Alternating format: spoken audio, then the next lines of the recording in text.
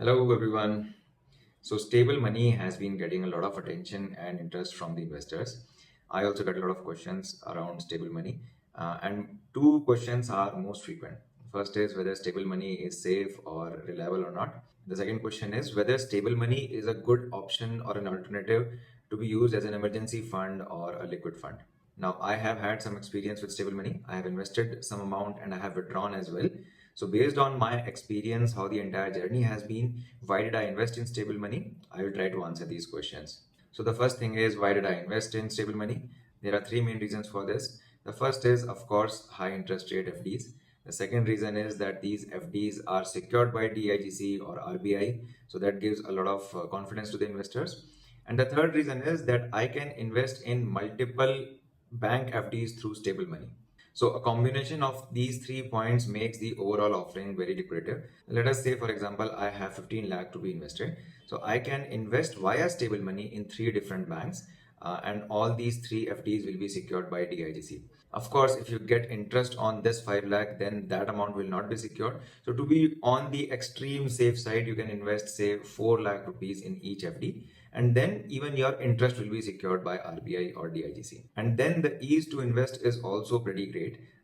Any investment takes 15 to 30 minutes. So because of this, larger amounts can also be invested in high interest but highly secure FDs. A family can invest up to 20, 25, 30 lakh rupees easily in these kind of products. So to me, this makes a lot of sense. And hence I invested 2 lakh rupees with stable money.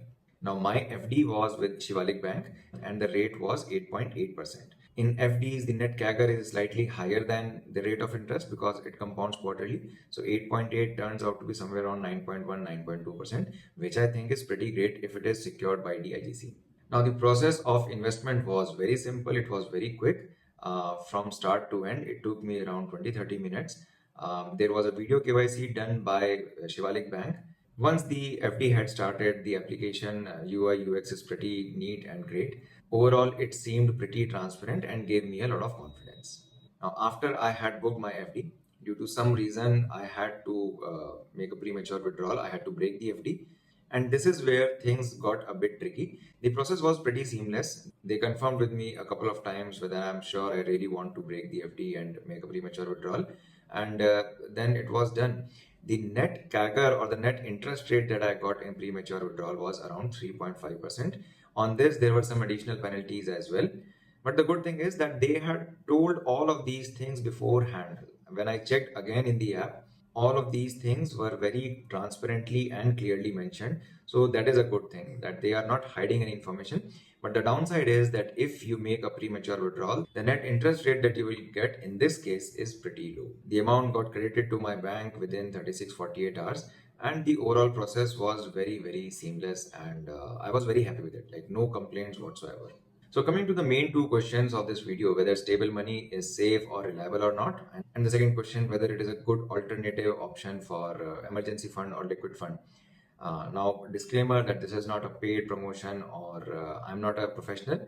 I would like to think that stable money is pretty safe because they are not doing any FDs. The FDs are being done with the main banks, RBI approved banks.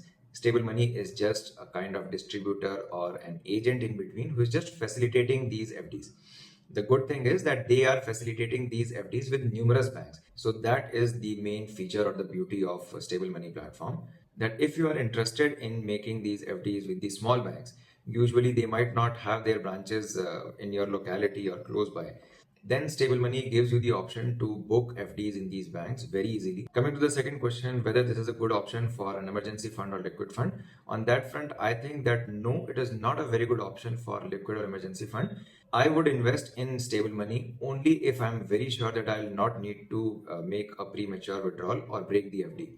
Because when I break the FDs, then I'm getting 3% interest, which I'm anyway getting in savings account.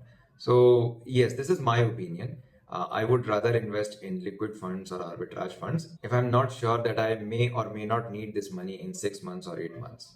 But if you're confident that the amount you're investing with stable money platform, you will not need it for the tenure, whether it is a 1 year tenure or 2 year tenure, then I think stable money is an absolute no-brainer. I would invest in it because it is giving you 9.5% interest rates.